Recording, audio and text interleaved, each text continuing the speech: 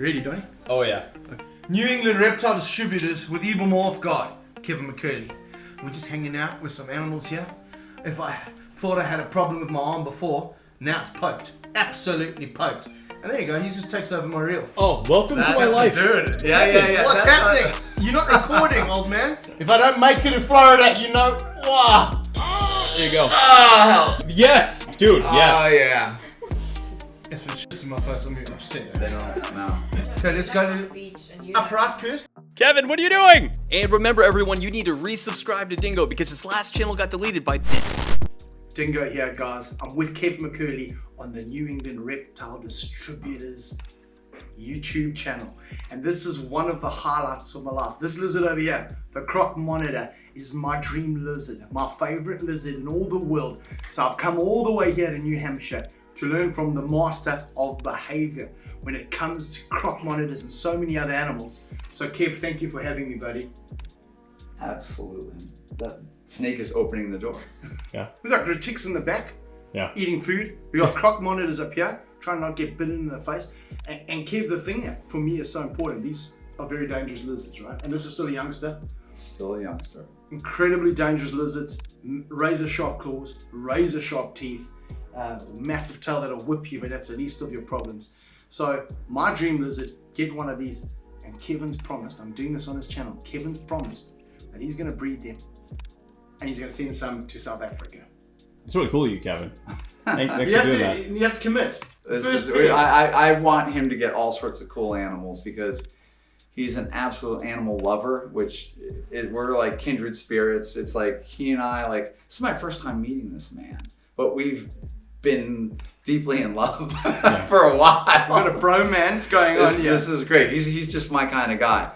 We're dealing with an incredibly intelligent animal. These are highly reactive and thinking animals, and they also have some gnarly equipment to really light you up, and that can be a horrible injury.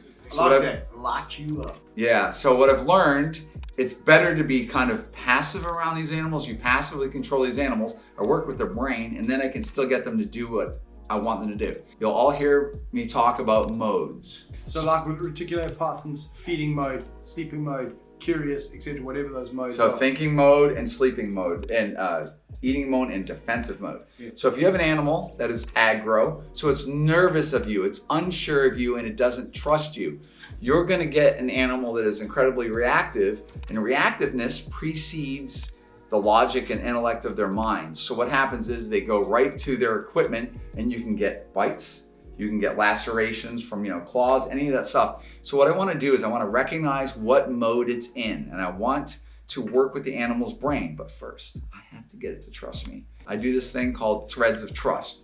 Yeah. And you know about this. A thread of trust is a short little episode with an animal where I enter its environment, I have an interaction with the animal, then I leave, and the animal has a positive thing where it realizes, wow, that wasn't terrible. Nothing bad happened. And what they do is they record it. But you also need to be able to read the behaviors of these animals. And I read, like a croc monitor, I watch eye dilation. I watch, obviously, behavior as far as body movements. But what's really key here is the tongue. The tongue flicking, how it behaves, and the eyes and how they dilate. So Kev, a lot of people are looking at reptiles, right? Snakes, lizards. It's an evil, ugly monster, right? They're scared of it. They don't understand that this has the intelligence to have different modes, to record things. I love it when you talk about recording. So you have an interaction like this. This monitor is not stressed out. It's not being put in a position where it's having to kind of toughen it out during the video, or I'll put up with it for a period of time. It's relaxed, right? It's calming down. And remember, guys, positive threads collectively equal a rope. We can also create negative threats. If I go into the cage and act predatory, so if I go in there and I grab it and I'm trying to, restrain it, what I've done is I put this animal on high alert and it's now in a defensive mode. I cannot expect to do that and then play with the animal 10 minutes later and it's gonna trust me. For sure. What I just earned the distrust of that animal. So I passively go into the cages. I don't use gloves. I go in there and I read the behavior and I use my hands. It's not as though you've got one of these, you spend every day with it, kissing it, hugging it, and sleeps in your bed. So how do you build those those threads of trust when you've got more than one animal.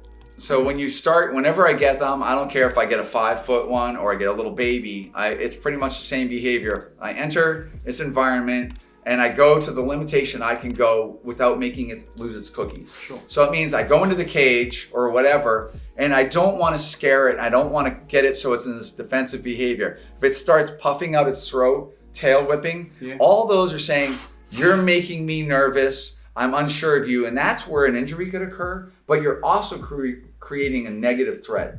Very important thing here, tactile. So when I want you to be good, I'm rubbing you and I'm assuring you how much I love you. With guinea pig hands. And I do this, but so their mouth is really very sensitive around the ears. So a lot of times people notice when I'm touching things, I always tend to start petting them. This Is that value. why when I got you yesterday, you started just tickling me under the chin all the time? It's I was hoping you'd treat me better on video. Yeah. You should talk, Kevin. You're pretty bad too. I'm a savage. I already know that, but I'm being I'm being so eloquent and well mannered. And I'm also not being my normal hyperactiveness. He causes me to have to slow down. I'm like, I cause him to be a better person. Yeah. There's also ways that how I manage my hands. So this animal is not reacting. So if I have an animal that's like wincing and doing all that, what you're doing is you're adding to the problem. This animal's so confident in that I'm not going to hurt it. What this animal is actually acting like, how it would actually act out in the wild. Yeah. You want to talk about the eyes? But Kev, you can't be on your phone when I ask you. I was just recording for a second. What? Do you see my life? Shut up. It's real. I don't even do Hey, this everyone, kind we're of in the middle stuff. of a video. This is Kevin breaking into a video. I don't even do this. What are you posting? Okay.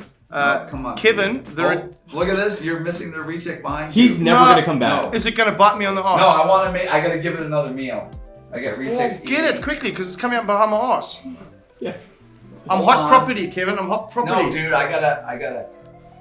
Chris, yeah, please. Now, guys, this is in the middle of our croc monitor video, and now Kirsty is going to be feeding a reticulated python that's about up my arse. Feed it. Don't get it wrong. No, just give it and put it. It's in its mouth. Now the croc monitor wants food too. What could go wrong, guys? There you go. You're good. So Kev, now I'm seeing tongue flicks on, and then look at this. Look at Hand look, flat. oh. Hand flat. Oh, he's rubbing his face on my hand. Yep. Hand flat though. Oh, hello, my So this is boy. the way how you present yourself that I'm noting. Yes. So what you do if you do flat Yes. and fist, Yes. those are your safest ways Right. ever. So I'm just giving you. So not like a little worm. You do not put fingers where just an open mouth. So if I go flat Yes. or if I do fist, they're Okay. it's a great way to do it because I'm dealing with when I'm taming these animals, I deal with aggressive animals and I still do this kind of stuff. So guys, I'm just going to say something here. This animal seems to love me. I Yes. think it's only fair, Kev, that this is one of the ones you sent to me. I'm just put your comments down below here. Don't you think this is this a male or female? Do you know? This is actually that's probably a boy. This is a boy. His name's Dingo Jr. I think he should come and live in South Africa. Put your comments down below. What do you think of that? We've fallen in love. Now, I've also noticed, Kev, I've been around 1 or 2 croc monitors before, not many. But like you're saying there, hand movements and stuff. And normally, I'm quite reserved with my tone now, right?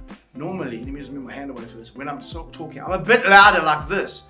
This guy doesn't seem to be flinching when I do that. I want all my big monitors, I pretty want them all social. So I really have to win them over when they're little because I have all my employees and I don't want my employees getting nailed by them. And they So- shouting. So I just break them. You do educational shows with kids too. Yeah, we do stuff with kids and everything. So I want animals to be relaxed and thinking. So this is my objective. So this animal, you can pretty much let this crawl all over you. And you saw there's just I have, you know, 3 more in the other room just of the same size, same kind of behavior. So what's he doing now? Why is he coming out? Very inquisitive. Is he This smelling is- guinea pig behind me? Yeah, this is Or all he- very interesting to him. So a lot of tongue flicking, a lot of, this is literally a dinosaur.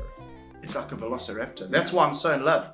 I like to pet the side of the mouth, behind the ears. You know, like my dwarf caiman? Yes. That's how I made my dwarf caiman nice when they were babies. That's amazing. Just, I did the same. You must come to South Africa and do it with my Nile crocodiles. No, they would kill me. Is he finished again? Yeah. Is he biting? No, she needs, no, yeah, quick. Quickly. Quick.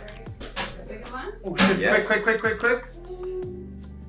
Over here. We have another interruption for the reticulated python trying to eat my ass. Turn around, turn around. Hold on. Okay, so you're gonna have this one next too. And that's what it's about. Support team. Hey, we've got a whole team with us cruising here. Pat us down, wipe us down, give us the drinks, feed the snakes behind us.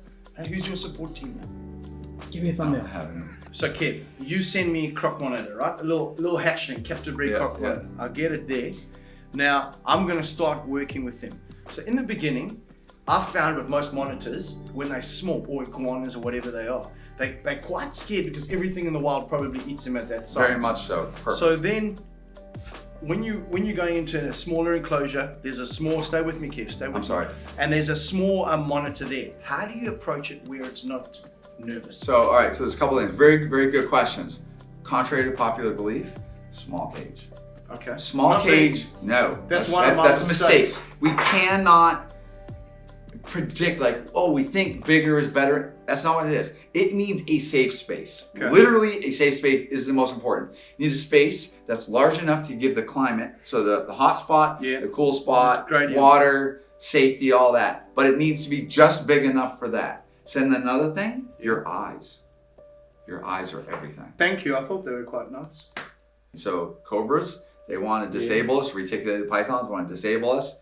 Monitors, as soon as you stick your eyes into a nervous animal, you're now heightening its worry, its level of worry.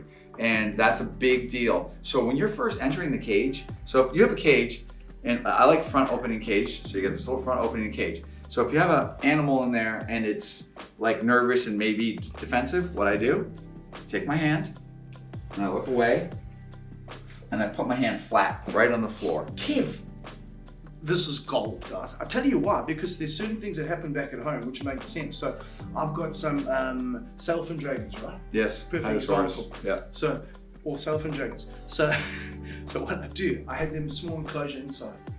And they were actually calming down quite nicely. And they were fresh caught little wild ones, about this big with tail.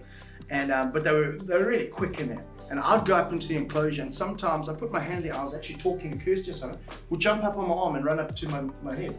But if you're looking at them, Yes. they would look at you and not be sure. I took them outside, big enclosure, because I've got massive space in South Africa. We put a big enclosure outside, and suddenly they become wild. And then they distrusting, and I actually moved them They back lose inside. all of their bond with you. Yeah.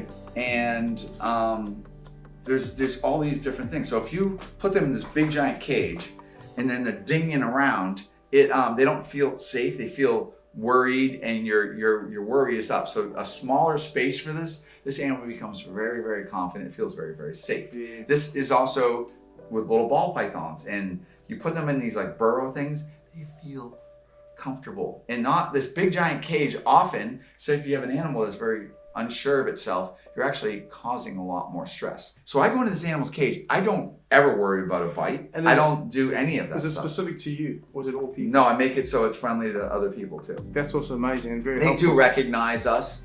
So you could get to a point where it's maybe good with me, but not good with other people. At that point, I still don't consider that like a social win. Okay. I want to win them over. So another thing we do is we use vacuums. That horrible loud noise, Yeah, and they become desensitized. that's incredible. So So now, there you go. This is all good. say hello.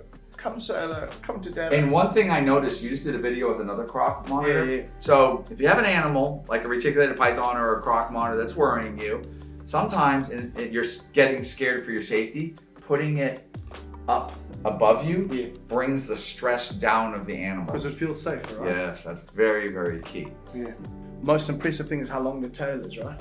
So I've heard even sometimes 12 foot, or is it 9 foot? 15 foot. 15 This foot. is the longest, believe it or not, this is actually the longest Varanus monitor species in the world. This is bigger than a Komodo. Because of the long, long tail. And it's, what kind of tail is it? Prehensile, I'd imagine.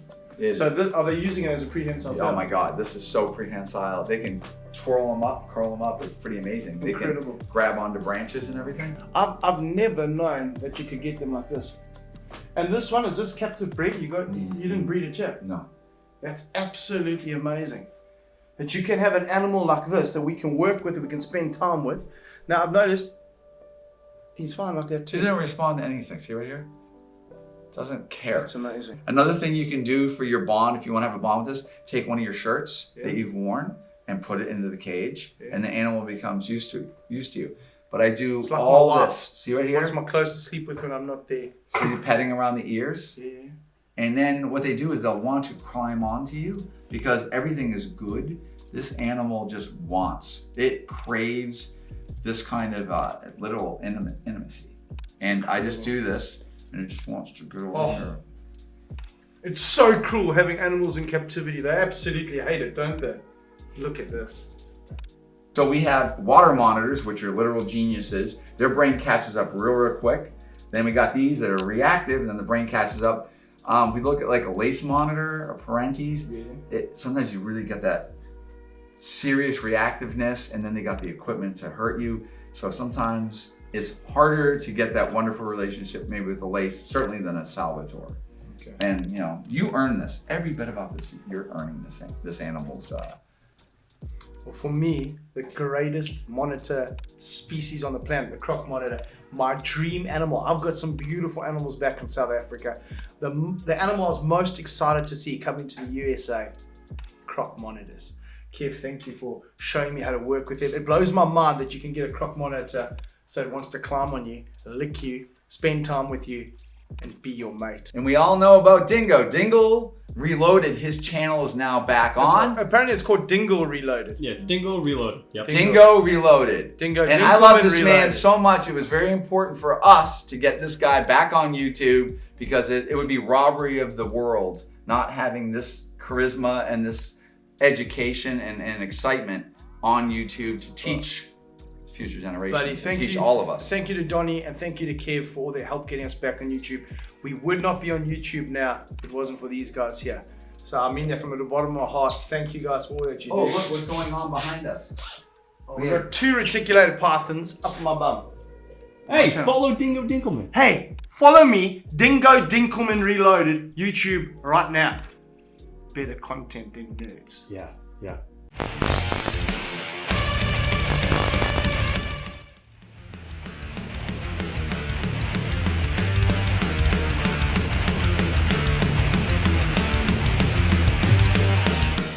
You're gonna act like your camera guy has been talking shit about me, my friends, about everyone. He's never worked with venomous. He didn't work at a zoo.